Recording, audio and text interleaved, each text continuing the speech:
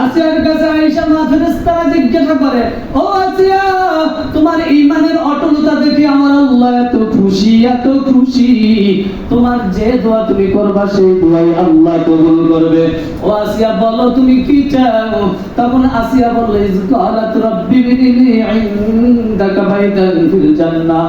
ও ফেরেশতারা শোনো, আমি দুনিয়ার কোনো কিছু চাই না, দুনিয়ার কোনো গাড়ি বাড়ি চাই না, দুনিয়ার কোনো সম্মান চাই না, আমি চাই জান্নাতের ভিতরে একটা ঘর আমার মালিকের কাছে নিকটে আমার জন্য একটা ঘর বানাইয়া দেবে। আমি আসিয়া যখন ঘুম থেকে উঠবো রে, ঘুম থেকে উঠিয়াই যেন আমি মালিকের চেহারা দেখতে পাই। আশায় আশায় জনম গেল আল্লাহ না চাইলা ফিরিয়া, আর কত কাল থাকবো মাবুদ তোমার দিদার পানে চাইয়া, আর কত কাল থাকবো মাবুদ তোমার দিদার পানে চাইয়া। মাওলার দিদার পাইতে মনে চাই কি চাই না? জান্নাতের মধ্যে সবচেয়ে যে বড় নিয়ামত হবে সেটা হলো মাওলা পাকের দিদার। বান্দা বান্দিকে আল্লাহ তাআলা জান্নাত দেওয়ার পর আল্লাহ তাআলা বলবেন, ও বান্দা বান্দি, তোমাদের সাথে যে ওয়াদা ছিল, আকাল আলহামদুলিল্লাহিল্লাযী সাদাকানা ওয়া'দাহু ওয়া আওরাসানাল আরদা নাতাবাওয়াউ মিনাল জান্নাহ, তোমাদের কাছে যে ওয়াদা আমি আল্লাহ পাকের পক্ষ থেকে ছিল সেই ওয়াদা তোমরা সবকিছু পাইছো কিনা? জান্নাতীরা বলবে, আল্লাহ গো, যে ওয়াদা করছেন সবকিছুই আমরা পেয়েছি, কিন্তু একটা জিনিস এখনো পাই নাই, সেটা হলো আপনার দিদার দেওয়ার কথা ছিল, আপনার সাক্ষাৎ দেওয়ার কথা ছিল, আপনার প্রেমিকদের সাথে আপনি দেখা করবেন, সাক্ষাৎ করবেন জান্নাতের ভিতরে, এই ওয়াদা আপনি করেছিলেন, কিন্তু এখনো আপনার সাথে সাক্ষাৎ হয় নাই। আল্লাহ রাব্বুল আলামিন ডাক দেয়া বলবে, ফেরেশতারা রে, আমি এখনো তার ওয়াদা পূরণ করি নাই, জান্নাতের ভিতরে আমি দেখা করব বলছিলাম, ও ফেরেশতারা আমার নূরের পর্দাগুলো উঠাইয়া দে।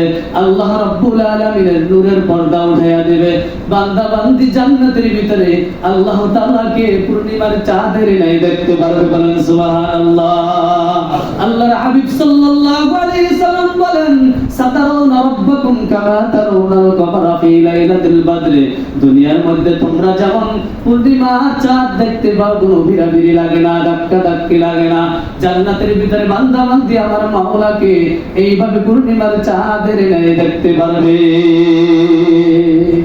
আশায় আশায় জনম গেল আল্লাহ না চাইলা ফিরিয়া,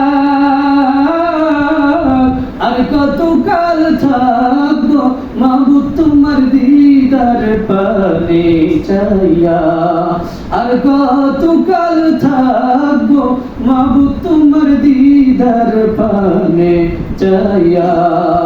তোমার সনে কইব কথা, তোমার সনে কইব কথা, কবর শুইয়া,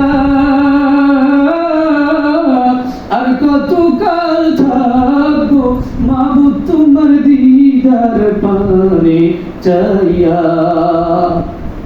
তুমি মুসার সাথে কইলা কথা, তুমি মুসার সাথে কইলা কথা, তোর পাহাড়ে নিয়া,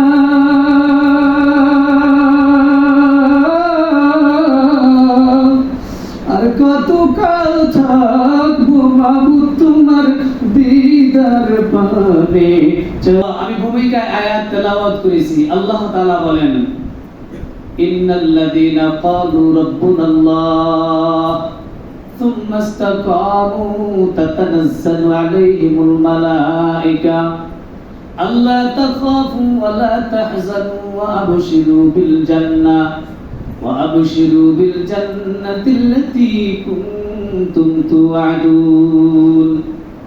আল্লাহ তাআলা বলেন, যারা বলে ইন্নাল্লাযীনা ক্বালু রাব্বুনাল্লাহ, যেই মানুষগুলা বলে আমার আল্লাহ, আমার রব, আমার আল্লাহ, আমার রব কে? আপনার আমার রব কে? বলতে শরম করে? জোরে বলেন, আপনার আমার রব কে? আপনার আমার রব আল্লাহ। আপনার আমার পালনেওয়ালা আল্লাহ। আপনার আমার হায়াত দাতা আল্লাহ। আপনার আমার মওয়াদ দাতা আল্লাহ। আপনাকে আমাকে ভালো মন্দ পৌঁছায় আল্লাহ। কে পৌঁছায়? আল্লাহ। এই কথার উপরে সুন্নাস্তাকামু, ইস্তেকামাত থাকে, মজবুত থাকে, যে আপনার আমার ভালো মন্দ হায়াত মওয়াদ রিজিক দৌলত সবকিছু দেনেওয়ালা আল্লাহ। কে? আল্লাহ। এই কথা স্বীকার করে এবং এর উপর মজবুত থাকে, নড়বড় করে না। বিপদ আসলেও ঈমান থেকে সরিয়া যায় না। কোন নেতার ভয়, কোন সম্পদের লসের ভয়, কোন ক্ষতির ভয়, সে ঈমান থেকে সরিয়া যায় না। বর্তমানে আমাদের কিন্তু ঈমানের উপর থাকা অনেক কঠিন। 500 টাকা পাইলে ঈমান বিক্রি হইয়া যায়, যায় কি যায় না? সব সময় বলে হুজুর আপনারা যেদিকে আছেন আমরাও সেদিকে আছি, আপনারা ইসলাম চান আমরাও ইসলাম চাই, হুজুর আপনারা সবাই এক হইয়া যান তাহলে আমরাও সব ঠিক আছি। যেই দেখে সব এক হয়ে যাইতেছে, কয় হুজুর তো দল ভারী হয়ে যাইতেছে। এবার কয় হুজুর অমুক হুজুর তো ভালো না, এর লগে কেন মিললেন? হুজুর হের কাছে কেন গেছেন? অমুক হুজুর তো ভালো না। এতদিন কইছে হুজুর আপনারা সবাই এখন আমরা আছি। এখন যেইটাকে হুজুরের দল ভারী হয়ে যায়, ইসলামের দল ভারী হয়ে যায়, এখন শয়তানের গায়ে আগুন ধরাইয়া দিয়েছে। এখন কয় হুজুর আপনি ভালো না, অমুক হুজুরে ভালো না, এর লগে কেন মিলছেন? আপনি তো ভালো ছিলেন। তার মানে এক হইলে হুজুর দল ভারী হয়, তাহলে যে ইসলাম কায়েম হয়ে যাবে। এখন শয়তানের গায়ে জ্বালা ধরে গেছে, এখন আর হুজুরে ভালো না। আসলে এই শয়তান আজুগুনি শয়তানি করছে। এরা হুজুরের পিছনে পিছনে একটু পাম দিয়েছে, এটা হইলো নিজে সাধু সাজবার লাইগা। আসলে তারা ঈমানদার নয়, তারা দুনিয়ামুখী, তারা দুনিয়ার পাগল, তারা দুনিয়ার ক্ষমতার পাগল, তারা দুনিয়ার লোভ লালসার পাগল। তারা আসলে দ্বীনের পাগল না, ইসলামের পাগল না। তারা যে মাথায় টুপিটা দেয়, এই টুপিটাও ইসলামের জন্য দেয় না, মানুষকে ধোঁকা দিবার লাইগা দেয়। এইটা মুহূর্তের ক্ষণস্থায়ী সময়ের জন্য দেয়। দেখবেন একটু পরে টুরি খুলে ফেলাইছে, মানুষের সমাজের মধ্যে আছে, এখন নামাজে ফাইলে বইয়া ঢুকছে, একটু পরে আর নামাজ পড়বে না। এগুলো হলো ধোঁকাবাজ ঈমানদার। এরা ঈমানের উপরে ইস্তেকামত নয়, এরা ঈমানের উপর মজবুত নয়। কিছু মানুষ, সাধারণ মানুষ আছে এই ধরনের, যে ঈমানের উপর মজবুত নয়। যখন 500-1000 টাকা পায় তখন ঈমান বিক্রি হয়ে যায়, তখন আর নামাজের খবর নাই, তখন ইসলামের খবর নাই, টুপির খবর নাই, জামার খবর নাই, দাড়ির খবর নাই, তখন সত্য কথার খবর নাই। তখন যদি ঈমান বিক্রি করিয়া দেয়, এমনকি তখন কোন মাওলানা সাহেব, কোন মুফতি সাহেবের বিরুদ্ধে কথা বলতেও তাদের ভয় লাগে না। কারণ কি, যদি কোন মুফতি সাহেবের বিরুদ্ধে এখন কথা বলা যায়, তাহলেই মোটা অঙ্কের টাকা পাওয়া যাবে। সে জানে মুফতি সাহেব সঠিক, মুফতি সাহেব সঠিক জানে, অন্তর তার জানে যে ইসলাম সঠিক, জান্নাত বিরোধিতা করে। একটাই কারণ, এখন বিরোধিতা করলে টাকা পাওয়া যাবে, মাল পাওয়া যাবে, ফ্ল্যাট পাওয়া যাবে, গাড়ি পাওয়া যাবে, বাড়ি পাওয়া যাবে। আর যদি বিরোধিতা না করা যায়, তাহলে আমাকেও ইসলামপন্থী মনে করবে। এই জন্য ইসলামপন্থীদের বিরোধিতা করা তার টাকা পাওয়ার উদ্দেশ্য। ঠিক না বেঠিক? এটার কারণে সে অন্তর জানে, কিন্তু মুখে কয় না। মুখে কয় না কারণ মাল কামাইবো। এটা হলো ঈমান নরবর করে দিয়েছে। আল্লাহ তাআলা বলেন সুন্নাস্তাকামু, যারা ঈমানের উপর মজবুত থাকে। টাকা কেলাতি মারে, টাকা আমি চাই না, বাড়ি আমি চাই না, গাড়ি আমি চাই না, আমার সম্মান যাক, ইজ্জত যাক, সব শেষ হইতে পারে, কিন্তু আমার ঈমান যাবে না। আমার ঈমানের উপর ইস্তেকামত থাকবো। আল্লাহ রাব্বুল আলামিন বলেন সুন্নাস্তাকামু তাতানাজ্জালু আলাইহিমুল মালায়েকা, যে ব্যক্তি ঈমানের উপর মজবুত থাকবে, ইস্তেকামত থাকবে, টাকা পয়সা কোনো কিছুর পরোয়া করবে না, আমার মান সম্মানের পরোয়া করবে না, কোনো কিছুর পরোয়া নাই, আমার ক্ষমতা থাক না থাক কোনো কিছুর পরোয়া করি না। ঈমান ঠিক, সব ঠিক, আমার আল্লাহ আগে দল পরে, ইসলাম আগে দল পরে, এই চিন্তা ভাবনা যার অন্তরের মধ্যে আছে, সে হলো ইস্তেকামত থাকবে, সে ঈমানের উপর ইস্তেকামত আছে। সাহাবায়ে কেরামের আমল এমন ছিল, তাদের জীবন যাবে কিন্তু ঈমান যাবে না। আজকে ভয় পাইলেই ঈমান শেষ। চিন্তা করে, আহারে এখন যদি আমি ইসলামের পক্ষে থাকি, যদি ইসলাম নিয়ে যদি বাইসা থাকতে চাই, তাহলে আমার দোকান লুটপাট হয়ে যাবে, তার মানে এখন ইসলাম নিয়ে বাঁচা যাবে না। এই মুহূর্তে তাহলে আমার ইমান লুটপাট হয়ে যাবে, আমার দোকান লুটপাট হয়ে যাবে, আমার ব্যবসা লুটপাট হয়ে যাবে। এই লুটপাটের ভয় সে ইমান ছাইরা দেয়, আছে না নাই? লুটপাটের ভয়, ক্ষতির ভয়। একবার ক্ষতি পৌঁছানোর মালিক কে? খায়রিহি ওয়া শাররিহি মিনাল্লাহি তাআলা। ভালো এবং মন্দ পৌঁছানোর মালিক কে? আল্লাহ। ইমানদার তো এটাই বিশ্বাস করে যে ভালো পৌঁছাবে আল্লাহ, ক্ষতিও পৌঁছাবে আল্লাহ। ক্ষতি দিবে আল্লাহ পরীক্ষা করার জন্য, ভালো দিবে আল্লাহ নিয়ামত হিসাবে। সুবহানাল্লাহ। আমার উপর যদি ক্ষতি আসে এটা পরীক্ষা। এটা কি? আল্লাহ তাআলাই তো বলছেন وَلَنَبْلُوَنَّكُمْ بِشَيْءٍ مِّنَ الْخَوْفِ وَالْجُوعِ وَنَقْصٍ مِّنَ الْأَمْوَالِ وَالْأَنفُسِ وَالثَّمَرَاتِ وَبَشِّرِ الصَّابِرِينَ। আল্লাহ তাআলা ভয় দিয়া, মালের ক্ষতি দিয়া আল্লাহ তাআলা পরীক্ষা করবে। কি করবে? পরীক্ষা করবে। তুমি যদি পরীক্ষায় পাস করো, তোমার সম্মান আল্লাহ তাআলার কাছে বাড়বে। তাই ভয় পাইয়া ঈমান কেন ছাড়বা? তাহলে তো তোমার ঈমান আর টিকে থাকতে পারলা না। ঈমানের উপর ভয় পাওয়ার কিছু নাই, ঈমানের উপর মজবুত থাকেন। আসবে কি? একটু নির্যাতন আসবে, নির্যাতন আসবে, টিকে থাকেন। দুনিয়ার জিন্দেগি নির্যাতন আসলেও শেষ হবে, সুখে থাকলেও শেষ হবে, কিন্তু আখিরাতের জিন্দেগি শুরু হবে আর শেষ নাই। অতএব একটু অশান্তি যদি আসেও, কিন্তু একটু পরেই তো জান্নাত আমার, একটু পরেই আমার শান্তি শুরু হবে, যে শান্তির কোনো শেষ নাই। ঠিক না ভাই? ঠিক। কিন্তু যদি একটু অশান্তির চিন্তা করে, একটু ক্ষতির ভয়ে যদি আমি ঈমান ছেড়ে দেই, তাহলে চিরস্থায়ী জিন্দেগির জন্য, অনন্তকাল জিন্দেগির জন্য আপনার আমার জাহান্নামের আগুন জ্বলতে হবে। অতএব আমার দুনিয়া মাইনাস হতে পারে, আখিরাত মাইনাস করা যাবে না। দুনিয়া আমার লস হতে পারে, কিন্তু আখিরাত লস করা যাবে না। কিন্তু সেটা চিরস্থায়ী, কারণ সেটা কি? চিরস্থায়ী। আমার দুনিয়ার কাজ একদিনের বন্ধ হতে পারে, দুনিয়ার 2 দিন আমার কাজ না পাইতে পারি, বন্ধ হইতে পারে, কিন্তু আমার আখিরাত নষ্ট করতে পারি না। আমার ঈমান আমল ঠিক থাকবে। সুম্মাস্তাকামু তাতানাজ্জালু আলাইহিমুল মালায়েকা। আল্লাহ তাআলা বলেন যারা ঈমানের উপর মজবুত থাকবা, তাদের মওয়াজ যখন আসবে, একদল ফেরেশতা আল্লাহর পক্ষ থেকে রহমতের ফেরেশতা তাদের কাছে হাজির হয়ে যাবে। বলেন সুবহানাল্লাহ। ফেরেশতারা এসে বলবে সুম্মাস্তাকামু তাতানাজ্জালু আলাইহিমুল মালায়েকা আল্লাহ তাখাফু ওয়া লা তাহজানু। ও আল্লাহর বান্দা, ভয় পাইও না, চিন্তাও করিও না। ভয়ও নাই, চিন্তার কোনো কারণ নাই। আল্লাহ তাখাফু ওয়া লা তাহজানু ওয়া আবশিরু বিল জান্নাতিল্লাতী কুনতুম তুআদুন। ও আল্লাহর বান্দা, তোমার জন্য আমরা জান্নাতের সুসংবাদ নিয়ে আসি। ভয় পাইও না, চিন্তার কোনো কারণ নাই। সুবহানাল্লাহ। ভয় নাই, চিন্তাও নাই, জান্নাতের সুসংবাদ নিয়ে আমরা হাজির হয়ে গেছি। ফেরেশতারা হাজির হয়ে যাবে। এ বাবা, এটা আমার বানানো কথা না, আল্লাহ তাআলা বলছে। কে বলছে? আল্লাহ তাআলা বলছে না, শুধু প্রমাণও দেখাইছেন। যারা ঈমানের উপর ইস্তেকামত ছিল, তাদের কাছে ফেরেশতা নাজিল হয়েছে সুসংবাদ নিয়া। সুসংবাদ নিয়া না, শুধু সুসংবাদ নিয়া না, জান্নাত দেখাইয়া তাদেরকে মৃত্যু দিতে। বলেন সুবহানাল্লাহ। ঈমানের উপর যারা ইস্তেকামত রয়েছে, আপনার উপর কি নির্যাতন?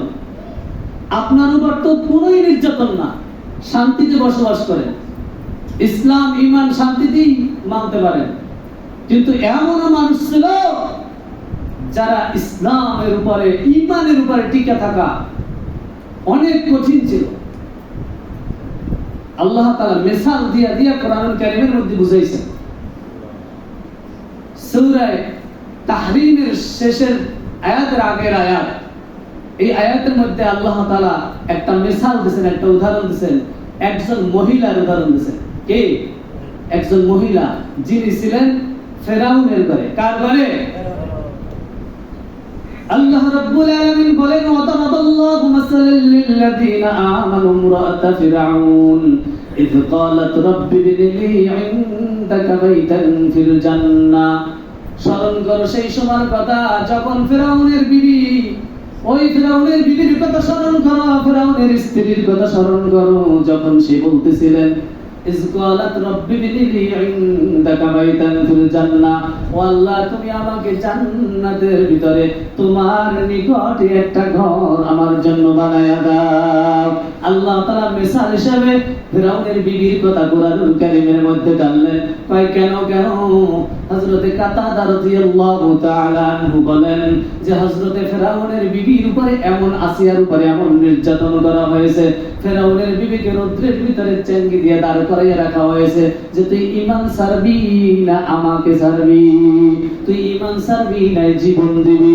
এমনকি ফিরাউনের বিবির উপরে এমন ভাবে ইস্তিমরুলাত চালানো হয়েছে, এমন ভাবে নির্যাতন চালানো হয়েছে, সমস্ত শরীরের ভিতরে এমন ভাবে টর্চারিং করা হয়েছে। ফিরাউনের বিবি এক পর্যায়ে বেতৃষ্ণা হইয়া অস্থির হইয়া মালিকের কাছে এই দোয়া করছে, আল্লাহ গো তুমি ফিরাউনের এই নির্যাতন থেকে, অকথ্য নির্যাতন থেকে, এই জালেমের নির্যাতন থেকে তুমি আমাকে হেফাজত করো। বলেন সুবহানাল্লাহ। ওয়াদারাবাল্লাহু মাসালাল লাযীনা আমানু ইমরাআতা ফিরআউন ইয ক্বালাত রাব্বি ইবনি লি ইনদাকা বাইতান ফিল জান্নাহ ওয়া নাজ্জিনি মিন ফিরআউনা ওয়া আমালিহি ওয়া নাজ্জিনি মিনাল কওমিজ জালিমিন। আল্লাহ তুমি আমাকে জালেমের হাত থেকে আমাকে রক্ষা করো। এমন ভাবে তিনি মালিকের কাছে দোয়া করছেন, নির্যাতন সহ্য করতে না পেরে একজন মহিলা, কি ফিরাউনের ঘরের মহিলা, ফিরাউনের বিবি হওয়ার পরেও তিনি ঈমান ছাড়ে নাই। কি করে নাই? ঈমান ছাড়ে নাই। হাদিস শরীফের মধ্যে আসছে, এ বাবা হযরতে আসিয়াকে রৌদ্রের ভিতরে ফালাইয়া চিৎ করে শোয়াইয়া ফিরাউন কিছু মানুষকে ডাক দেয়া বলে পাথর নিয়ে আসো, পাথর, বড় পাথর আইনা ফিরাউন তার সেরাবেলা দিয়া পাথর দিয়া ফিরাউন আসিয়ার উপরে পাথর মারবে, পাথরটা উপর থেকে ছাড়বে। এমন সময় হযরতে আসিয়া আসমানের দিক তাকায়া রয়েছে, আল্লাহ পাকের দিক তাকায়া রয়েছে। আল্লাহ রাব্বুল আলামিন ফেরেশতাদেরকে ডাক দিয়া কয়, ফেরেশতারা রে, আমার প্রেমিক আমাকে ভালোবাসে আসিয়া, আমার মহব্বত ছাড়া কিছু বুঝে না। এত নির্যাতন, এত অকথ্য নির্যাতন আসিয়া সহ্য করছে, ক্ষুধার নির্যাতন সহ্য করছে, টর্চারিং সহ্য করছে। এত নির্যাতন সহ্য করার পরেও যে আসিয়া আমি আল্লাহকে ভুলে নাই, ওই আসিয়ার জন্য কোন জান্নাতখানা কামাই করেছে আসিয়া, জান্নাত কোনটা রেডি করছি, কোন ঘরখানা আমি বানাইছি, আসিয়ার জন্য জান্নাতখানা একটু দেখাইয়া দাও। আল্লাহ রাব্বুল আলামিন পর্দা সরাইয়া দিলেন, আসিয়া জান্নাতের দিকে তাকাইয়া রয়েছে। বলেন সুবহানাল্লাহ। মৃত্যুর আগ মুহূর্তে পাথরটা উপরের দিক থেকে আসতেছে, এমন সময় আসিয়া উপর দিকে তাকায় রয়েছে, পাথরের দিক তাকায় না, জান্নাতের দিক তাকায় আছে। সুবহান। নির্যাতন, এমন নির্যাতন শুরু হইছে, নির্যাতনের মধ্যে আসিয়া আলাইহিস সালাম শুধু মালিকের কাছে বলছে, মালিক। আল্লাহ রাব্বুল আলামিন ফেরেশতা পাঠাইয়া দিয়েছে আসিয়ার কাছে, ডাক দেয়া বলে, ফেরেশতারা যে যাও যাও আমার আসিয়ার কাছে যাও, আসিয়াকে যাই জিজ্ঞাসা করো আমি মালিকের কাছে কি চাই, মালিকের কাছে যা চাইবে আমি মালিক সব আসিয়াকে এখন দিয়া দিব, আসিয়ার সব দোয়া কবুল করা হবে। আর কতকাল থাকবো মাবুদ তোমার দিদার কানে চাইয়া, তুমি ইব্রাহিমের সাথে কইলা কথা, তুমি ইব্রাহিমের সাথে কইলা কথা, আগুনে ফালাইয়া। আর কতকাল থাকবো মাবুদ তোমার দিদার পানে চাইয়া, তোমার সাথে কইব কথা কবর শুইয়া। আর কতকাল থাকবো মাবুদ তোমার দিদার পানে চাইয়া। মাওলার দিদার পাইতে মন চাই কি চায় না? দিদার হবে কোথায়? জান্নাতে। কোথায় হবে? কয় জান্নাত কাদের জন্য? ঈমানদারের উপরে, যারা ঈমানের উপর মজবুত থাকবে, সুম্মাস্তাকামু, যারা ইস্তেকামত থাকবে ঈমানের উপরে, আল্লাহ তাআলা বলেন তাতানাজ্জালু আলাইহিমুল মালায়েকা, তাদের কাছে ফেরেশতা পাঠানো হবে সুসংবাদ নিয়ে, আল্লাহ তাখাফু ওয়া লা তাহজানু, ভয় নাই, চিন্তা নাই, ওয়া আবশিরু বিল জান্নাতিল্লাতী কুনতুম তুআদুন, আমরা জান্নাতের সুসংবাদ নিয়ে তোমার কাছে হাজির হয়েছি। তাহলে ঈমানের উপর মজবুত থাকা লাগবে কি লাগবে না? ঈমানের উপর মজবুত কি? নামাজ ছেড়ে দেওয়া?